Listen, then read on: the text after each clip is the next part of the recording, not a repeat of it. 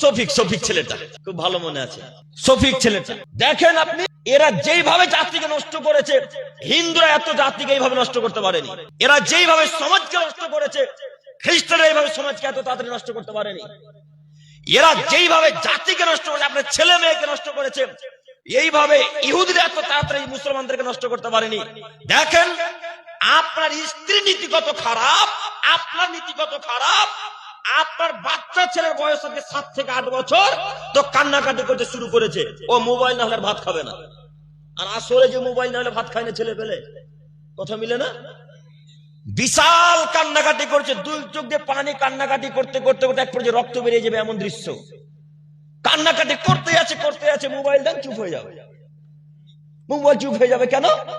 আপনি আর আপনার স্ত্রী আপনার ছেলেটাকে মেয়েটাকে ওই নীতিতেই বড় করেছেন। কিভাবে?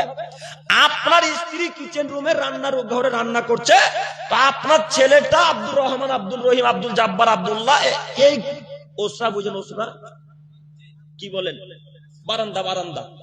বারান্দাতে বসে কান্নাকাটি করছে। তো আপনার স্ত্রী তো দয়ালু মানুষ, আপনার স্ত্রীর অন্তরে দয়া ময়া মহব্বত খুবই বেশি। তো আপনার স্ত্রী এক পর্যায়ে বলছে, আব্দুল্লাহ যাও বেটা, ওই যে মিটকেসের উপরে মোবাইলটা আছে, মোবাইলটা খুলে বেটা শফিকের ভিডিও দেখো।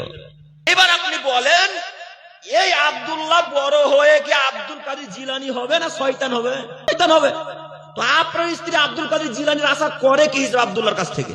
আপনার স্ত্রী তো আপনার ছেলেটাকে নষ্ট করেছে, আপনি আপনার ছেলেটাকে নষ্ট করেছেন। আর এই যে 3 নাম্বার শ্রেণীর ছেলেগুলা দেখছেন, এরা ওর ভাতিজাকে নষ্ট করেছে। এর মা, এর বাপ আব্দুল্লাহকে যতবার বলেছে মোবাইল দিব না, ততবার